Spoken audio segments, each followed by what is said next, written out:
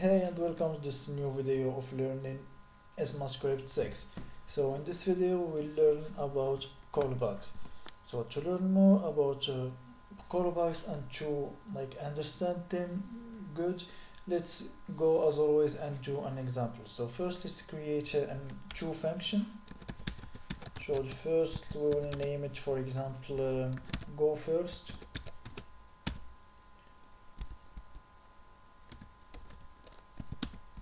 And it will have just console log. So console.log I should go first, for example. And another one, let's name it go second.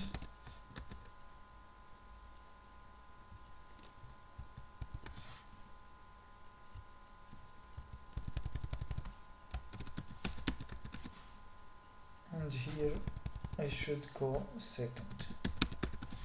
And let's call them. So go first and go second. Now if we execute, we will see that everything is okay. I should go first, I should go second, everything is okay and good. But let's add set timeout to the first function. So set timeout, and as we know, it has two parameters. The first is a function, so we will type it as an arrow function, so like this, the arrow and our parameter or our body of the function. We will copy this in here, and as a second parameter is the time that she will wait until, or the time she will wait to execute the body of the first function. So let's give it, for example, 1 second. So now let's clear and run again. And we see that I should go second is the first one that executes after that, and she wait. If you pay attention to here, to the console, we see I should go first and she wait to 1 second.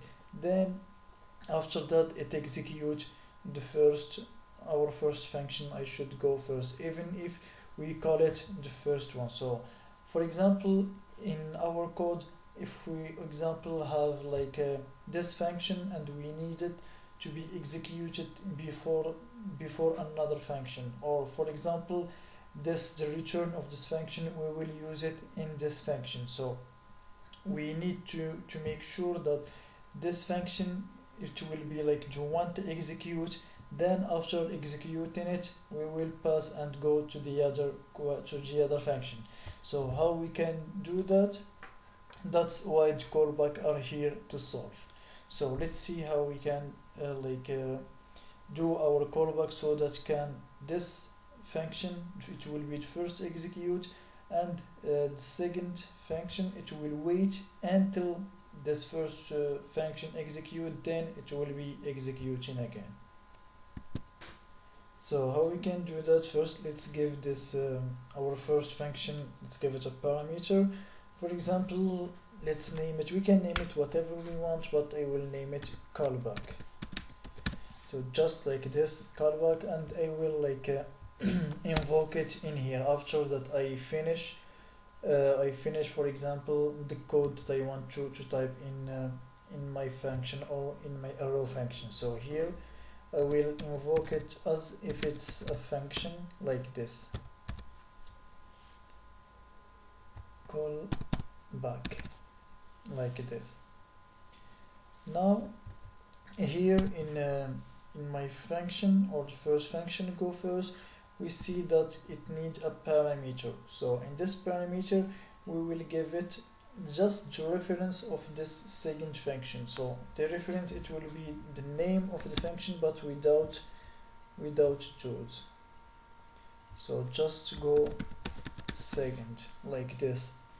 So here we give it just the reference, and it will here take the reference and invoke it as if it's a function in the body. So let's clear and run again. and we see that it wait 1 second, and after that it execute I should go first, and then it execute I should go second. That means it execute our first function, and then after executing it for the first function, it go and execute our second function, or if as we name it here, callback. So here again this callback is just a variable. You can name it whatever you want, for example just call or back, or even just a C, and here you invoke it as if it's a function.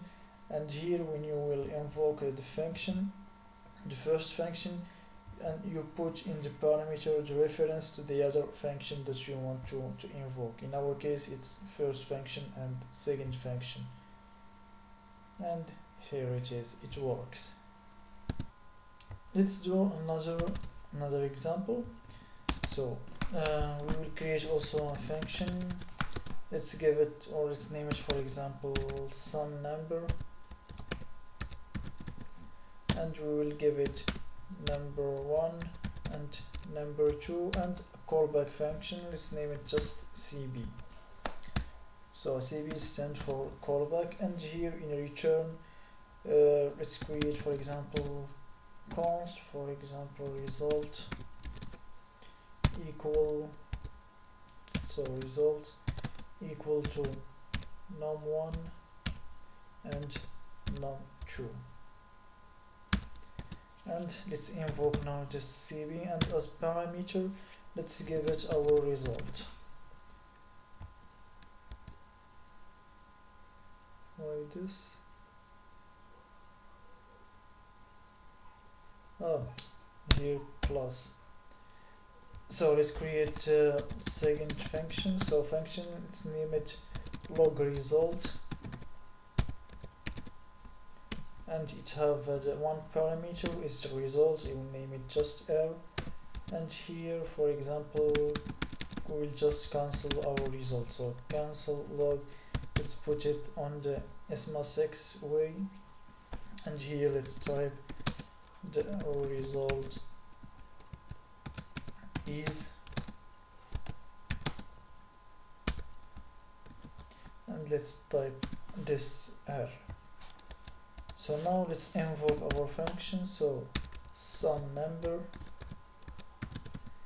and let's give it, for example the first number 10, for example second 10 also, and the reference to our callback function, and it's the log result. So log result. So now let's clear this and let's run it, and we see that the result is 20. That means that first it execute this function, and here he did like the sum up of those two numbers 10 and 10 in our case, and after that like he invoked the function or our callback function, and he put the result as parameter. And here we just like console log this that we see here in the console, the result is, and the result that we sent in parameter. And here when we want to invoke it, we just like enter the number 1 and number 2, and here the reference to the other function. So I think this is all for this video for the callbacks. In the next video we will learn about promises. So see you next.